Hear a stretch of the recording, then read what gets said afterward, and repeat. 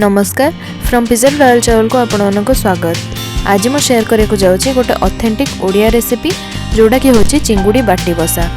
बाटी बसा बा पथुरी बसा गोटे बहुत ही पुराना ओडिया रेसिपी जो थे कि चिंगुड़ी और आलू को सोरिष दिया मसला दे बहुत टाइम जाए स्लो फ्लेम रे कुक होगा को दिया जाए। चिंगुड़ी बाटी बसार रेसिपी जानापी आग को ये वीडियो निश्चय देखंतु आ ये रेसिपी को निश्चय ट्राई करंतु। If you want to see this recipe in English, then check out the I button on the top right corner.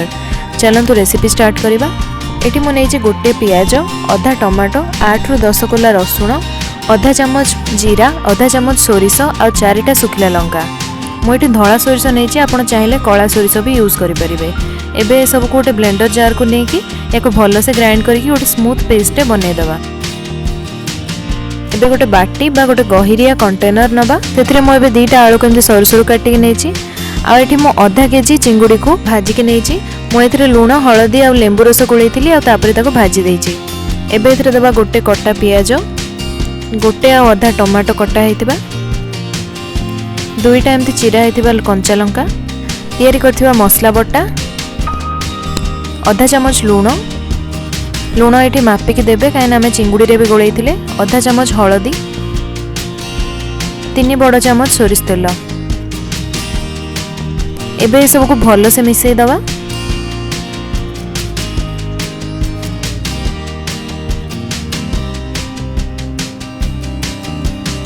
एबे मु एथरे गोटे कप पानी देके भल से मिसई देछि।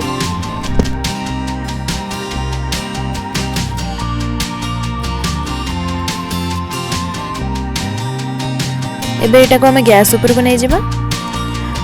फर्स्ट 2 मिनट फ्लेम को हाई रे रखिबे या कमते घोड़े की कुक करबा।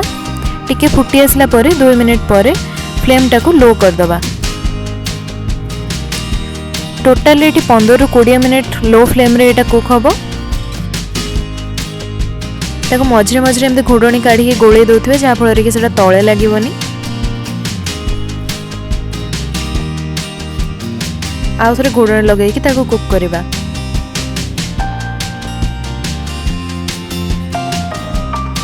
एबे एटा हमर ऑलमोस्ट हे आसलानी।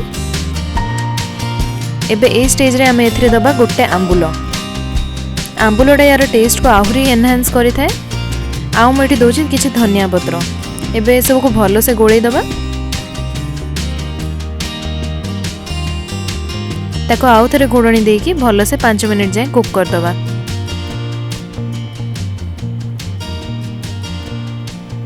एबे हमर चिंगुड़ी बाटी बसा पूरा भलो से कुक हे गलानी। आलू गुड़ी को भी भल से सिझी गलानी।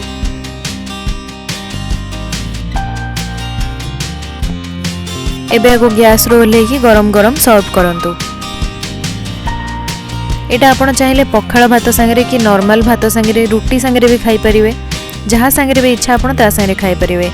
यार ग्रेवी रो कंसिस्टेंसी आपण बहलिया रखि परिवे, पानिया भी रखि परिवे। आपण को इच्छा हिसाब रे एडजस्ट करि परिवे। चिंगुड़ी ये डिशटा बहुत ही टेस्टी होता है। आंबुल जो यार टैंगी टेस्ट आसता है सेटा भी बहुत ही टेस्टी लगे। तो निहाती ये रेसिपी को ट्राई करंतु आ मते जणांतु कि केमती लागिला। जदि आपको रेसिपी पसंद आसला देन ए वीडियो को लाइक और शेयर करंतु। आम चैनल को सब्सक्राइब करंतु। Thank you for watching. Good bye.